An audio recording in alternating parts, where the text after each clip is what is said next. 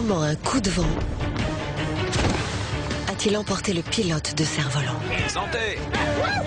Pourquoi la communion avec la nature a-t-elle tué les 7 campeurs? Comment un mauvais swing a-t-il entraîné le golfeur 6 pieds sous terre? Pourquoi ces gens ont-ils trouvé la mort en plein air?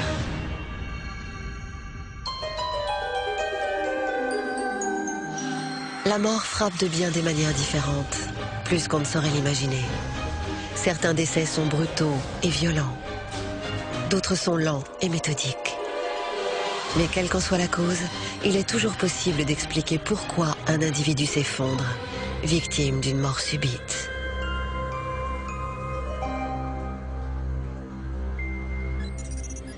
Long Beach, dans l'État de Washington, le 24 septembre 1983.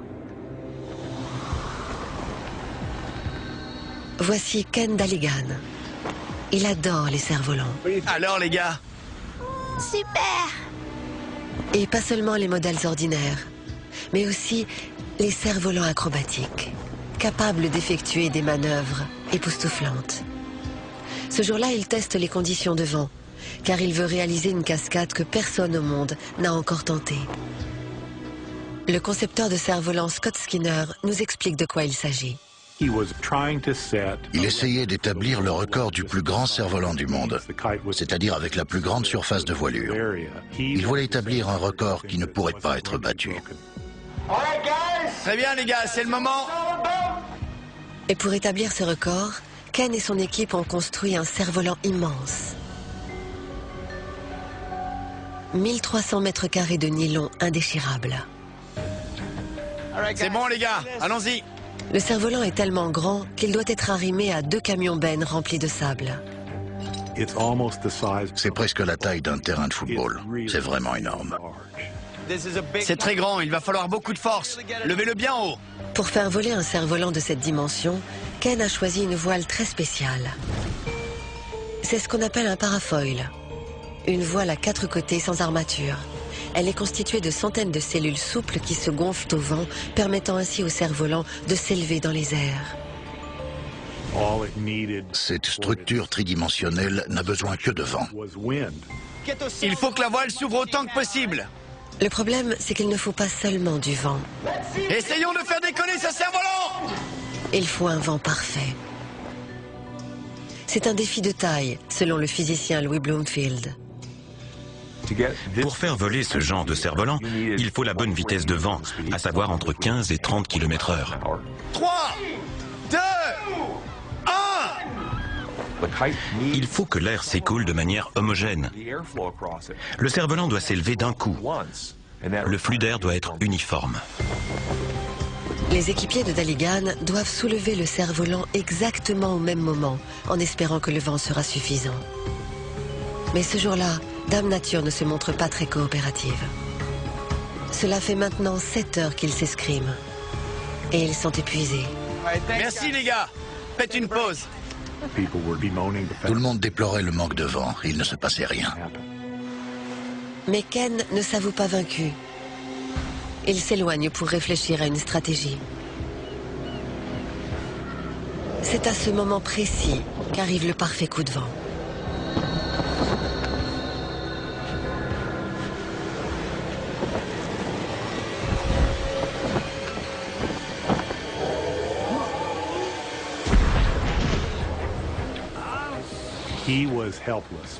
Il ne pouvait rien faire parce qu'il s'est retrouvé à l'intérieur de la voilure, où il y avait beaucoup de cordes.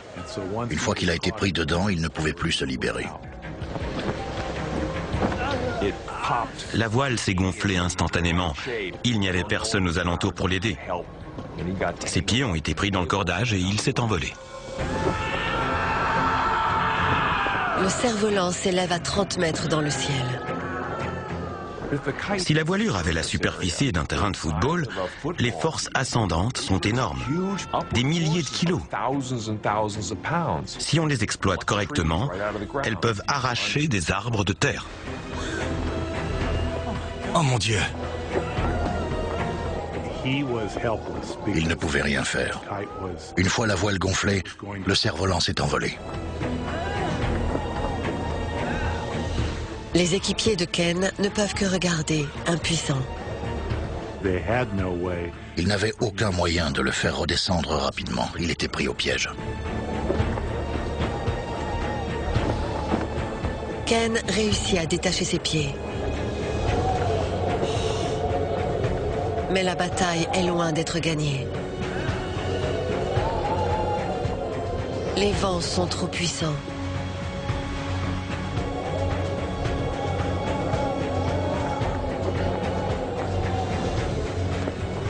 Le jeune homme lâche prise.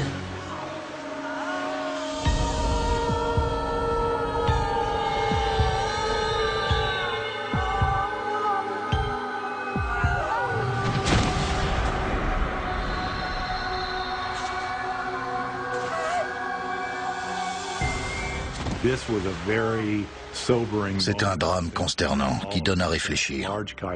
Les grands cerfs-volants sont vraiment dangereux. Oh mon Dieu! Le cerf-volant du jeune homme était bien le plus grand du monde. Malheureusement, ce triste record lui a également valu une mort aussi subite qu'inhabituelle. Welch, en Virginie-Occidentale, le 31 juillet 1907.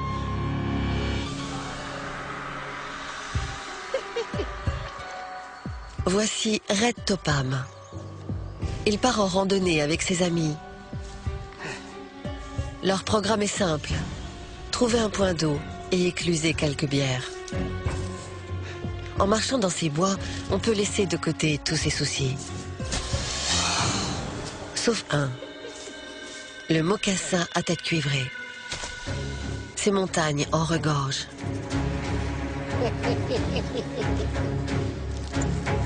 Au début des années 1900, la crainte de ce serpent venimeux a pris des proportions considérables.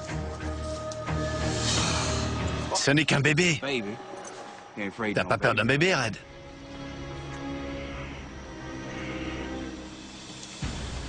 Une peur bien compréhensible pour le spécialiste des reptiles, Whitfield Gibbons. La plupart des serpents venimeux ne mordent pas spontanément, au contraire de celui-ci. Aux États-Unis, les morsures du mocassin à tête cuivrée sont plus fréquentes que celles de toute autre espèce indigène. Parmi son arsenal mortel, son art du camouflage et bien sûr ses crochets. Lorsque le danger se rapproche, le reptile bondit et injecte du venin à sa victime. Ils attendent le prédateur. Si vous marchez dessus ou si vous tendez involontairement la main, ils vont mordre. C'est leur marque de fabrique. On a marché jusqu'à plus soif aujourd'hui. Mais sous le soleil de midi, les hommes ont une préoccupation plus importante. Trouver un point d'eau pour rafraîchir leur bière. Mais regardez-moi ça. C'est un endroit facile à repérer dans ces montagnes. Et voilà. Mais d'autres choses sont plus difficiles à distinguer. Et si j'allais nous chercher ce qu'on a mis dans la rivière il y a un moment? J'espère que c'est frais. Je vais te le verser directement dans la bouche. Tu le tiens bien? Oui, oui, oui. Le bouchon a disparu, mais le fût est encore plein. Santé. Non, pas pour moi. Non. Et la magie des bois opère. Poussons la chansonnette.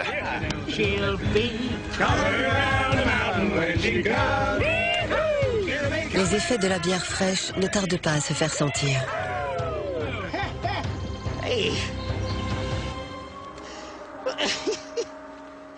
Tu t'es fait dessus. Il s'est pissé dessus. Et t'es même pas endormi. Attends un peu. Ça va pas?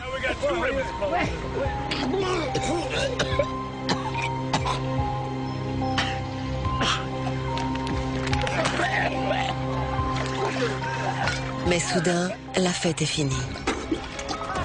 Tous les hommes sont malades. Tous, à l'exception de Ralph Dunbar, le seul randonneur qui n'a pas bu le liquide contenu dans le fût.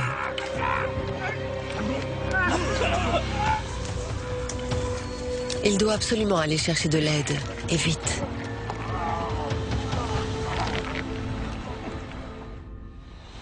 À suivre. Comment un seul serpent a-t-il pu tuer 7 randonneurs? Ce n'est pas le venin qui a causé la mort de ces hommes.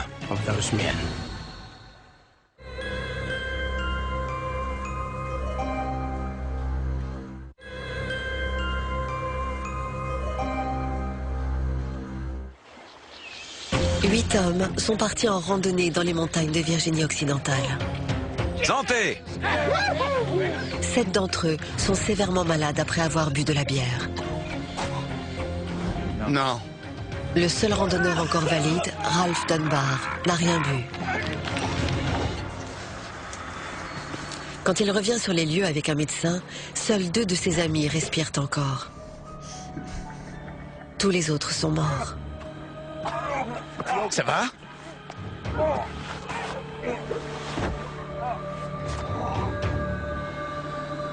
Ralph devine ce qui a tué ses amis.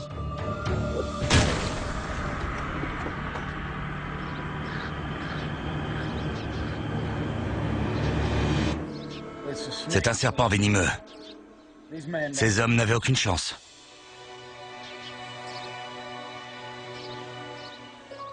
À l'époque, tout le monde ignore que si ce mocassin à tête cuivrée est bien le coupable, l'arme du crime n'est pas son venin.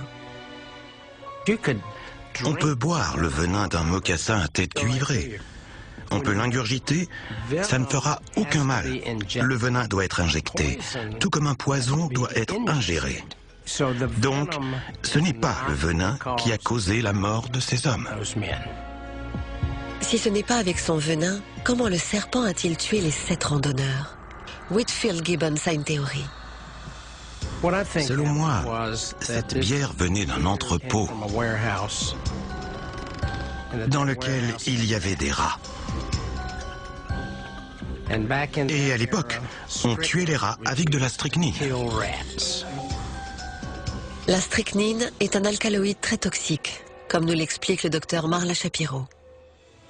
La strychnine est très dangereuse. Ingérée ou inhalée, elle agit exactement comme un poison. La strychnine a tué les rats, et elle ne va pas tarder à faire d'autres victimes. Un mocassin à tête cuivrée est passé par là, et il a décidé de manger quelques rats.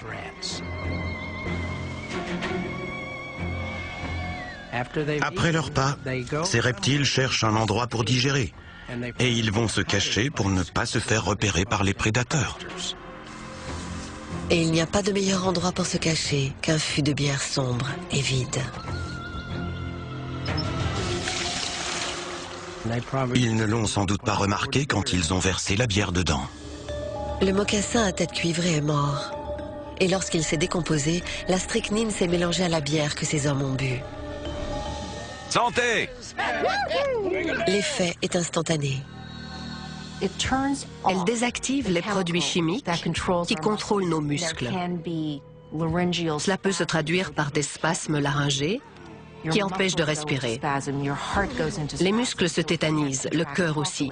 Les contractions deviennent irrégulières et finalement, la mort survient. C'est une mort très douloureuse. Ce n'est pas une fin agréable.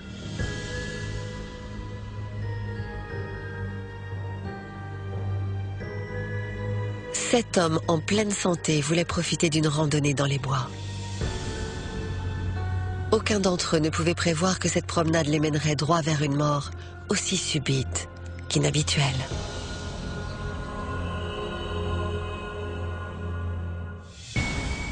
Comté de Fulton dans l'État de New York, le 9 juillet 1994.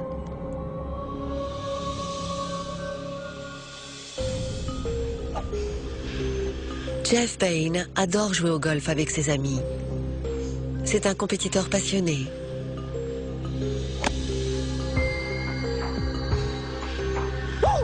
Et d'habitude, ses efforts sont récompensés.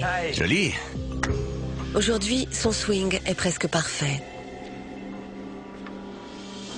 C'est un sport où les lois de la physique jouent un rôle important, comme nous l'explique Louis Bloomfield.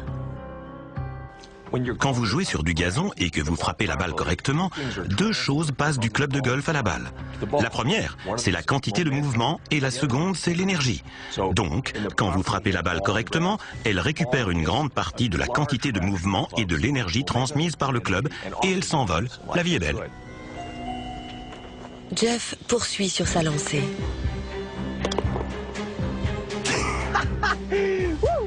Oui. Jusqu'à ce que sa balle atterrisse droit dans une allée de sable. C'est un terrain beaucoup plus difficile que le green.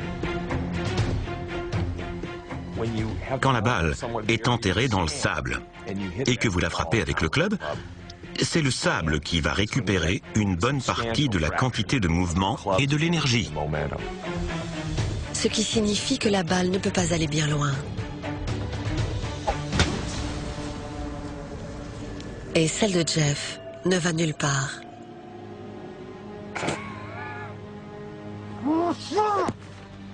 La vie semblait bien plus amusante quelques minutes auparavant. Ça va aller? La ferme. Jeff ne perd pas seulement la partie, il perd également son sang-froid. C'est une réaction comparable à la rage au volant, d'après le psychiatre Irvin Wolkoff. Peu importe que vous soyez en train de conduire ou de jouer au golf, si quelque chose ou quelqu'un vous empêche d'atteindre votre objectif, ça vous rend agressif. Mais jusqu'à quel point? Jeff commence à retrouver son calme. Il se concentre. Et se voit récompensé par un magnifique drive. C'est serré. Mais le prochain trou est un par 5. Il est à plus de 400 mètres de distance. C'est l'un des plus difficiles du parcours. Il suffit d'un bon drive pour remporter la partie.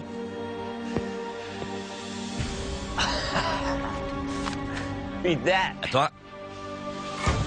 Jeff doit faire encore mieux que son adversaire.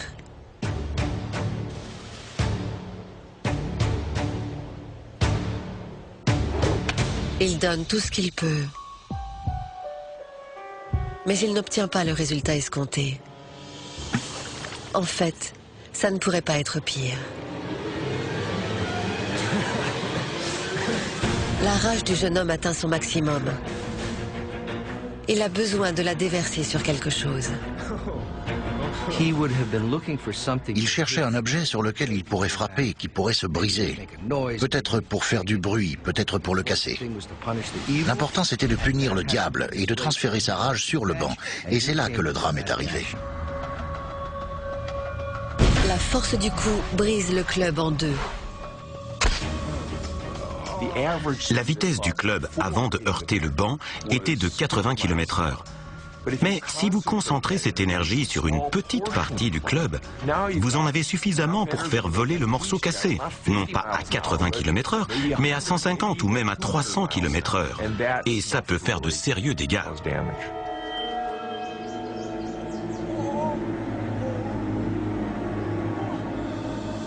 Le manche du club de golf transperce le cœur de Jeff. Le club est revenu vers lui en tournoyant.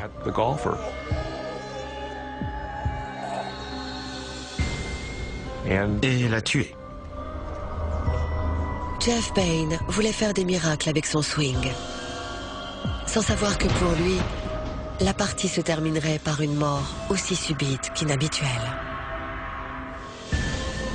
Alors si vous décidez de vous lancer dans une activité de plein air, n'oubliez pas, piloter un cerf-volant peut vous emporter très loin. Communier avec la nature peut vous couper le souffle. Et souvenez-vous que même un sport de gentleman peut vous briser le cœur. Le pilote de cerf-volant, les randonneurs et le golfeur. Tous voulaient savourer les joies du plein air. Mais regardez-moi ça! Mais aucun n'imaginait que le frisson qu'ils recherchaient les conduirait vers une mort subite.